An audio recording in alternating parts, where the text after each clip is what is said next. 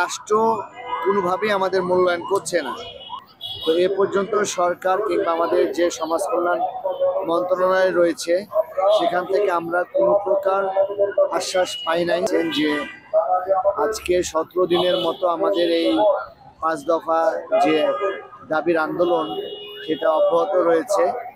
তো এ পর্যন্ত সরকার কিংবা আমাদের যে সমাজ কল্যাণ মন্ত্রণালয় রয়েছে সেখান থেকে আমরা কোনো প্রকার আশ্বাস পাই নাই।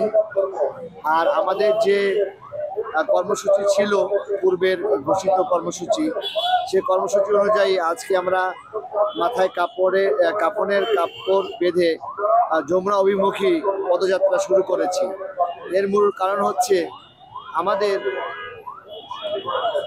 রাষ্ট্র কোনোভাবেই আমাদের মূল্যায়ন করছে না। এই জন্য আমরা আমাদের যে সুবর্ণ কার্ড আর কি, প্রতিবন্ধীদের যে একটা কার্ড থাকে, কার্ডটা আমরা পুড়িয়ে ফেলেছি। সর্বশেষ আমাদের পরীক্ষার যে সনদপত্রটা অর্থাৎ সার্টিফিকেট, সেটাও আমরা পুড়িয়ে ফেলেছি। আমাদের প্রতিবন্ধী সুরক্ষা আইন পুড়িয়ে ফেলেছি। তো যেটা আমাদের প্রয়োজন নাই, আমাদের সব শেষ হয়ে গেছে। আমাদের তো আর হারানোর কোনো কিছু নেই।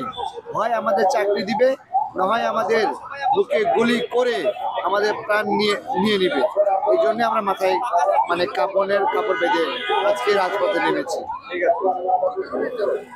আমার নাম হচ্ছে তামান্না। আমি ঢাকা বিশ্ববিদ্যালয় রাষ্ট্রবিজ্ঞান ডিপার্টমেন্ট থেকে গ্র্যাজুয়েশন কমপ্লিট করেছি। আর আমরা আজকে 17 দিন যাবত রাস্তায় অবস্থান করছি। প্রতিদিনই আমরা শাহবাগে আসছি, অবস্থান করছি। আর রাজু ভাস্কর্যে আমরা ওখানে 24 ঘন্টা আমাদের যাত্রা অব্যাহত আছে।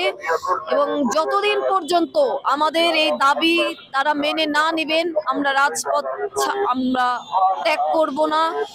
আর আমরা আসলে আস্তে আস্তে কর্মসূচি হয়তো আমরা কঠোর কর্মসূচি দিব। তাই আজকে আমরা, যেহেতু সরকার থেকে আমাদের কোনো প্রকার কোনো ব্যবস্থা এখনো কিছু জানানো হচ্ছে না, তাই আমরা আজকে কাফনের কাপড় পরে আমরা এই কর্মসূচি দিয়েছি। এবং আমরা যমুনার উদ্দেশ্যে আজকে প্রায় 10 দিন যাবত যাওয়ার জন্য চেষ্টা করছি, কিন্তু আমরা কোনোভাবেই যেতে পারছি না। পুলিশ আমাদেরকে বাধাগ্রস্ত করছে ব্যারিকেড দিয়ে।